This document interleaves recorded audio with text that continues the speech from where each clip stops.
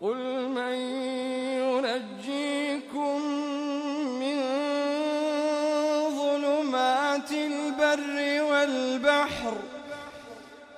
من ينجيكم من ظلمات البر والبحر تدعونه تضرعا وخفية لئن أنجانا من هذه لنكونن من الشاكرين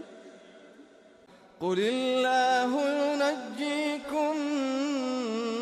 منها ومن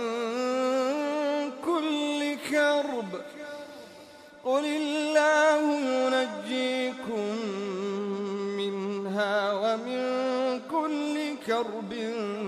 ثم أنتم تشركون